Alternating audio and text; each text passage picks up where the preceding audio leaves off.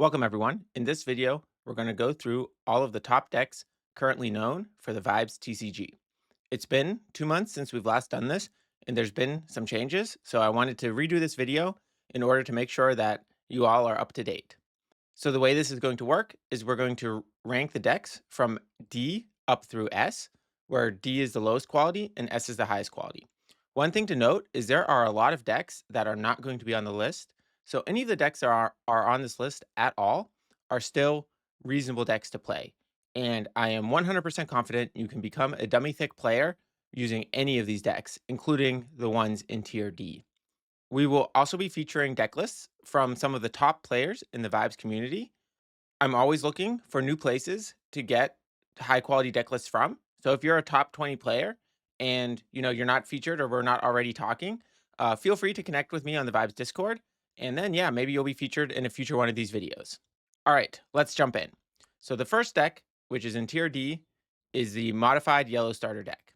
So this deck isn't even a real deck list per se, but just a lot of newer players end up playing this.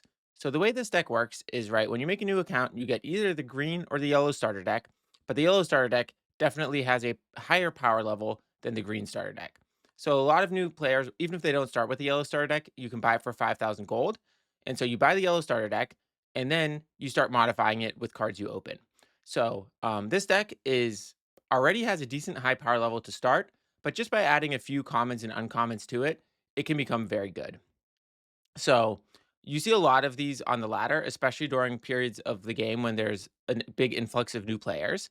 I don't have an actual deck list for this, just because it is kind of a bit all over the place, because it really depends on what order you open the new cards in. However, right, this deck, while it is powerful, definitely is pretty easy to play around because it usually resolves around getting a large extrovert penguin. So yeah, so as long as when you're playing this, you have a way to deal with the extrovert penguins and have something that can get bigger than the shy penguins, you should be in a pretty good state. So yeah, because of that, this deck is in tier D. The next deck on our list, which is our first tier C deck, is the blue mill deck. So blue right now is in a pretty difficult place because one of the challenges with blue is it's very easy to counter it. So right, the mill deck works by icing your entire opponent's deck. Now, one of the downsides with doing this is the existence of Bunkus, right? Because Bunkus is a card that's just really easy to slot into any deck. And what makes Bunkus different than other tech cards is, right, because they're trying to ice your entire deck and you can play Bunkus from the ice, it doesn't, like, you're pretty much guaranteed to draw your Bunkus throughout this course of the game. And so, like, other tech cards, right, you put like one or two in your deck, you're not guaranteed to get every game. But when you're playing against the blue mill deck with Bunkus as your tech card, you always get it. So it's a very like high value tech card to put in because it makes this matchup so good, and you only have to devote one or two slots in your deck to it.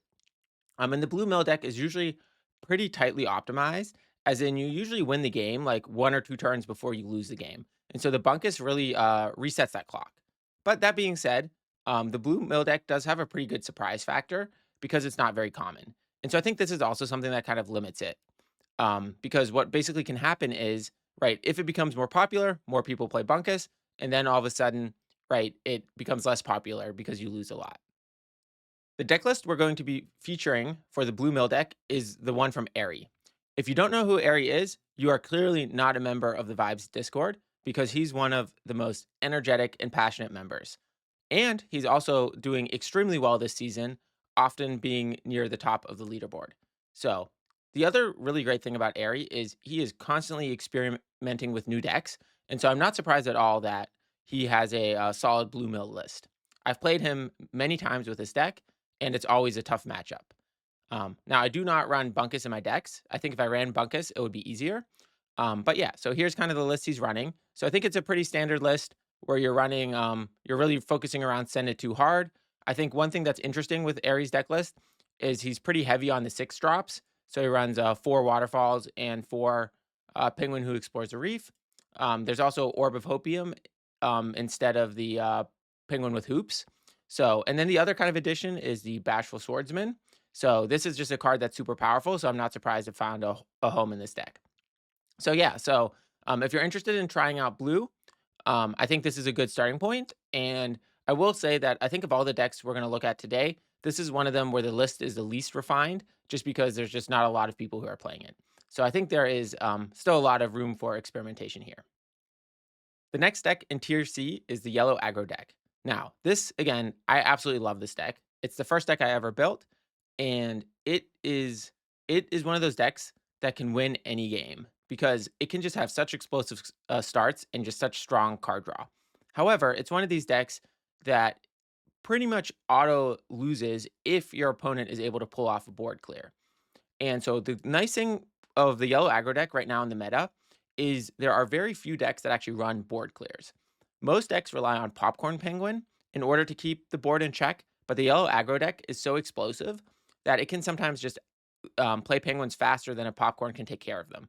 Plus, the yellow aggro deck has tools within itself, which we'll cover in a second, in order to handle popcorn penguin. So, like, right against a blue mill deck or against the yellow yum yum deck, which actually run proper board clears in it, the yellow aggro deck has a really weak matchup, but it can do pretty well against some of the higher tier decks, which we'll get into later, such as like BizBunk and Green Aggro, and the Caffeine deck, just because it can just overwhelm them.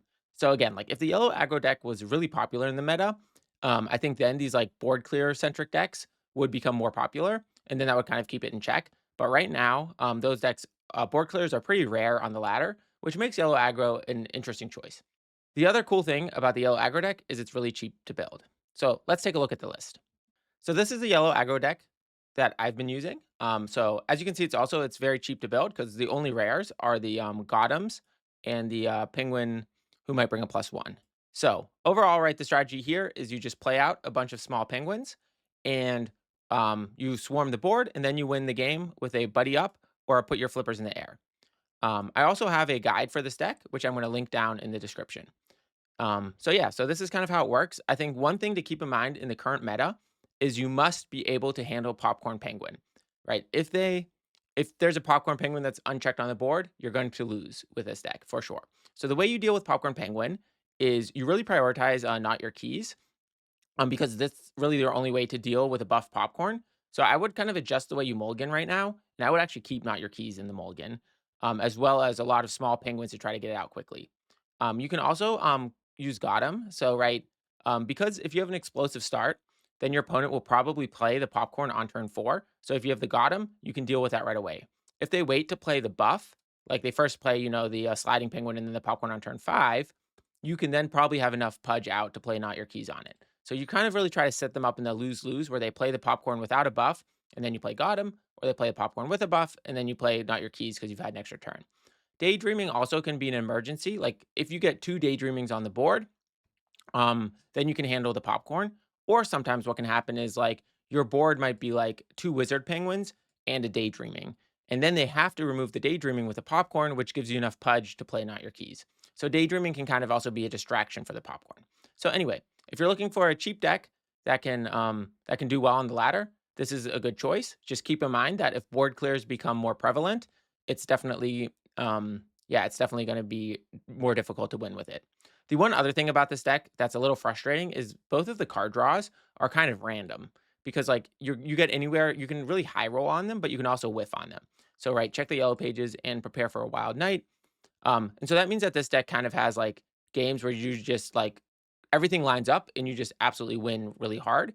And then there's other games where your card draw whiffs and you'll be in trouble. Oh yeah, and Penguin who might bring a +1 is also card draw that has randomness involved with it. So it's definitely kind of like a casino deck, but it can be super fun to play.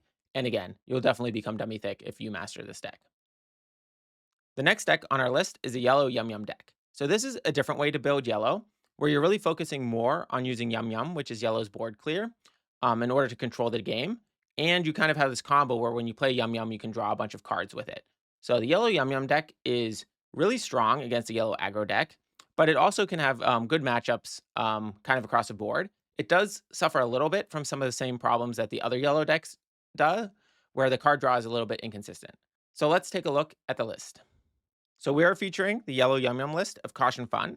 Cautionfun is also one of the most innovative deck builders we currently have. He's always trying to figure out new decks and new combinations of cards. Like every time I play him, you never know what's going to come out. Cautionfun is also a great pilot finishing 8th place last season, qualifying for the World Championships.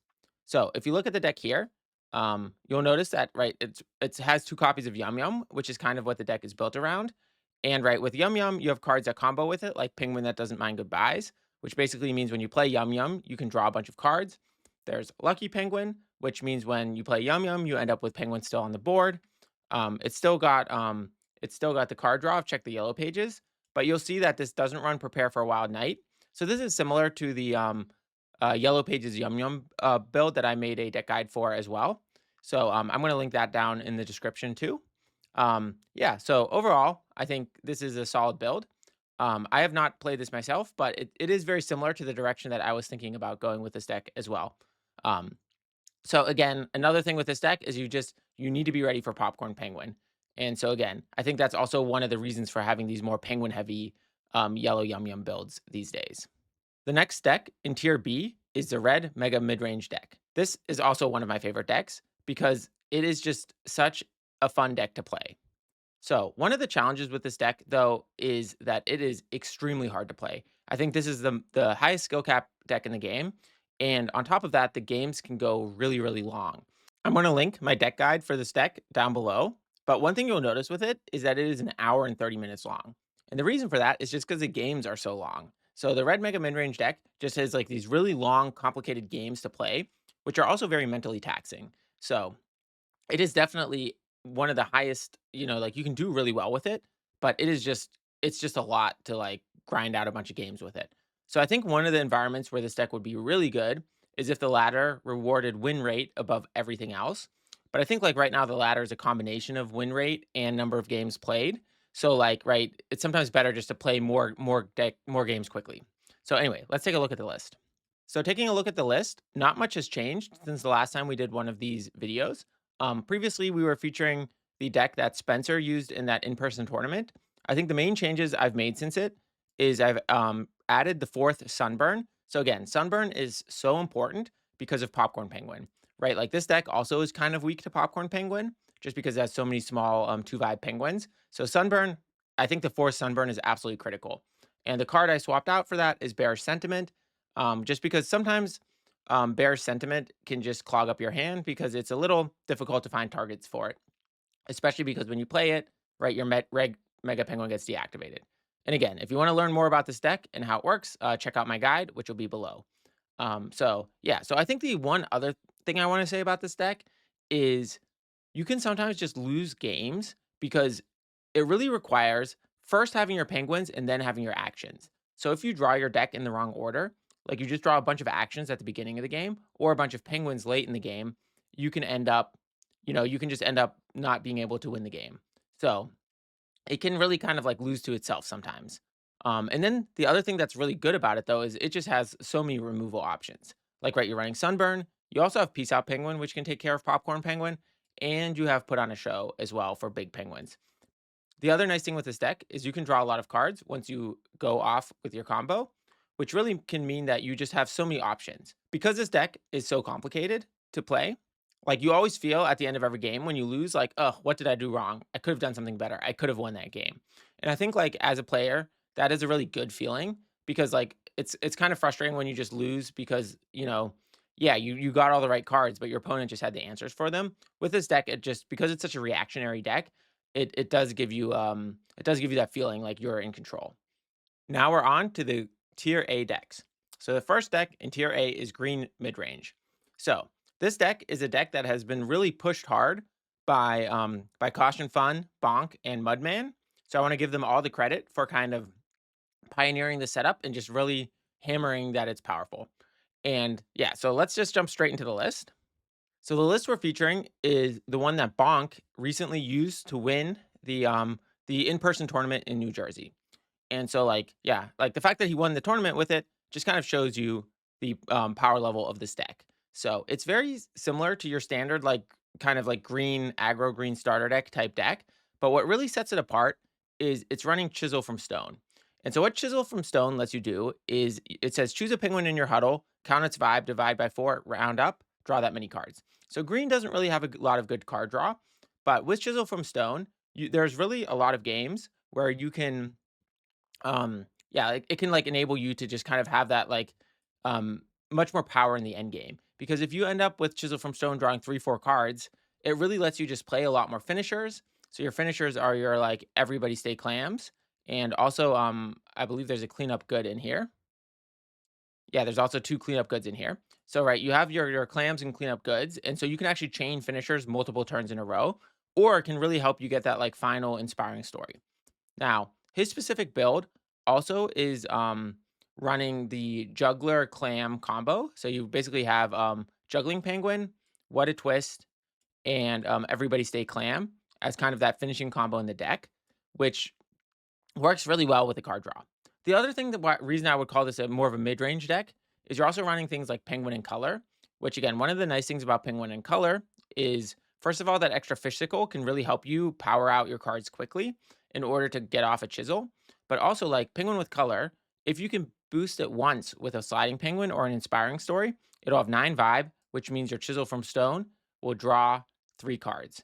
So right, you really want to get 3 cards from chisel. So you can either do that with a buff penguin of color, you can do that with a Romulus, or you can do that with a buffed penguin whose garden grows. So then you also have Koi Penguin as kind of like an alternate win condition, which is also a bit of a slower green card.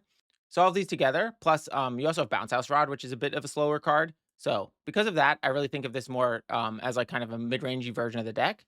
One thing to note too is that in this deck he was also playing Bunkus, which is a great way to counter blue. So I'm not sure exactly what the meta of that tournament was, but if there were a lot of blue decks in it, then right, Bunkus is super useful. So I think this deck really fits well in the current meta, and I think Bonk's performance with that proves that. So again, if you're looking for a powerful deck, I think this is definitely a good place to start exploring. The next deck in tier A is a green Mega Caffeine deck. So this deck has been dominating the ladder for quite some time, and I really think this is actually the meta shaping deck we have right now. So even though it's not the most powerful deck, what it does is it has such a unique win condition in it relative to how other decks work that if you can't beat this deck, you don't deserve to like you can't do well with it. So like pretty much every deck needs to be able to handle this deck. And the way you play against this deck is very different than how you play against other decks. So because of that, it's really I think I would call this like the meta defining deck we have right now. But one of the big downsides of it is a pretty linear deck. Like it has this like really powerful win condition, but that win condition is a bit limited. So it's like, right, your opponent knows exactly what you're trying to do, which enables them to play around that. And so as a result of that, at the very top end of the ladder, people usually know how to play around this deck, and they've built their decks in a way where they can handle this deck. And so therefore that kind of makes it not quite as strong. So let's take a look at the list. So here's the green mega caffeine list that I have been using. So I think, right, again, the core combos of this deck is it's built around 2 things. So the first one is you have green mega penguin, which basically says this penguin can't be chosen by anything. And at the start of action time, put a vibe counter on it. Then you play that with too much caffeine, which just says at the start of action time, each player may choose a penguin, flop those penguins. So you play the green mega caffeine, and then the green mega penguin, and then too much caffeine, and you flop your opponent's penguins. They can't flop your green mega penguin because they can't buff it or because they can't target it. Then you buff it with inspiring story, and you kind of just win the game from there. You also then also run the popcorn sliding penguin inspiring story combo to kind of keep your opponent's board under control. And I think the one like kind of big change of how I used to build this deck is now we also have the Bashful Swordsman, WhataTwist endgame. And we've even taken that one step further by putting in Hungry Penguin as well. So with these 3 cards here, you really have quite a dynamic, flexible endgame as well. Because one of the things with this deck is it runs no actions besides the Saucy Rods. So because you don't run any actions, you don't care about what color the pudge is. And so that's why you can get away with running like Introvert and Support a Friend, which are by far the best 2 drops if you don't care about pudge. Well, maybe not the best 2 drops, but they're very powerful 2 drops if you don't care about pudge. And then you can also like play stuff like the Swordsman. So I think the other tech choices in here is to handle BizBunk. We're running 2 Snow Globes and 2 Gotems. So this deck is very similar, the list I'm running now, to the one that I had the deck guide that I recently released. So I'm going to link that down in the description as well. I think the main change from the deck guide is I'm putting in the Hungry Penguin and the Gotem instead of Blossoming Penguin and Snow Globe. I mean, I still have those cards, but instead of 4 copies of each. So yeah, so this is a green Mega Caffeine deck. This deck is also very easy to play. So if you're looking for a deck to quickly climb the ladder, I could not recommend this deck highly enough. All right, now we're on to the tier S decks, and the first of those is BizBunk. So BizBunk continues to be one of the most powerful decks in the game, and it just is one of those decks that, first of all, it can have extremely explosive starts. So if you draw the right cards at the beginning of the game, it's very hard for other decks to keep up with you. Secondly, it just is a very high skill cap deck as well, similar to the red Mega Midrange deck, where, right, there are just so many decisions while playing this deck, so that it is, yeah, it's very easy for players to do extremely well with it once they've mastered it. It also has a very unique win condition, which means that a lot of decks, like if they're a bit slower, this deck will just take advantage of it and just win the game with a combo. So let's take a look at the list. So for BizBunk, we're going to be taking a look at Waxpunk's list. So Waxpunk has stayed loyal to this deck. Even right at the end of Season 0, this deck kind of fell out of fashion just because everyone was like teching to counter it. And Waxpunk really is one of those people who pioneered just trying to figure out how to adjust a list to stay with the current meta. And so this is kind of the adjustments that have happened. So I'm going to link my deck guide down below. But right, there have been a few changes that Waxpunk has made, basically focusing more on Popcorn Penguin and Inspiring Story. So yeah, so again, right, the way that this deck works is it's really centered around Bismo, which says when this penguin enters the huddle, if you have no cards in your deck, you win the game. And so the way that you empty your deck is you have Ascending Penguin, which says whenever a penguin enters your huddle, ice cards from the top of your deck equal to half that penguin's vibe rounded up. And then you have Bunkus, which basically says playable from ice. As you play Bunkus, put any number of cards from your ice on the bottom of your deck to reduce Bunkus's cost, and then it's equal to twice the number of penguin cards in your ice. So you basically, say you have 25 cards in your ice, you then play an Ascending Penguin, then you play Bunkus, you put 12 for free, you put 12 cards back in your deck, you now have 13 cards in your ice, so Bunkus will then come in with 26 vibe, which ices 13 cards. And then you might hit some Whats in your deck because you're running 4 of those. So then maybe you end up icing like 16, 17 cards from your deck, which means your deck got net 4 or 5 smaller. You rinse and repeat, but the next time you ice even more cards, you do that 2 or 3 times, and then you play Bismo. So that's kind of the final combo. But you can also just win the game by having like 4 or 5, by having like 3 or 4 Bunkai on the deck on the board that are like, like 30, 40 vibe. Then on top of that, to get those initial like 20 cards in your ice, 20, 24 cards, you're basically running PenguinWhoosOK, Brainy Penguin, and then you also have Ascending Penguin that combos with Bashful Swordsman. And Bashful Swordsman is also very useful at the end of the game, and Penguin who breaks the 4th wall. Then to kind of fill it out, you got Study at Night, which helps you just cycle through your deck as well, and Overwhelm with Knowledge. So yeah, so that's kind of how this deck works, right? And the deck guide will have more details on how to play it. But again, this deck is super powerful, and yeah, it's one of the top 2 decks in the game right now, for sure. All right, we're on to our final tier S deck, which is the green aggro deck. So this deck is very similar to the green mid-range deck, but you basically take out those slower elements like the chisel from stone, the penguin with color, and you just put in like a much more faster aggressive game plan. So in my experience, this is very marginally better than the mid-range deck, just because it has a better matchup against BizBunk, because in BizBunk, you're just trying to win the game as quickly as possible.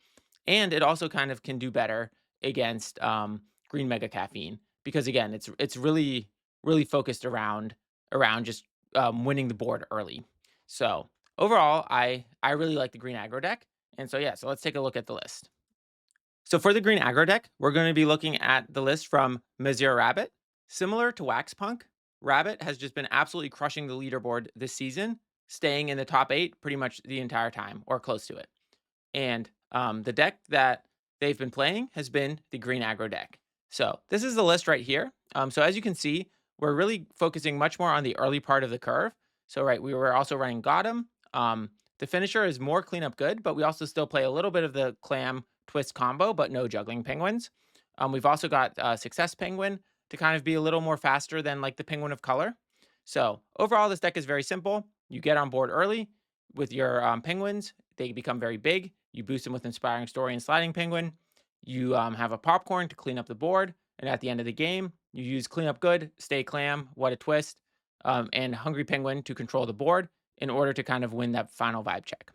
This is the deck that I personally also have been finding the most success with. I think it's just one of those decks that just has a really good matchup into the Caffeine deck.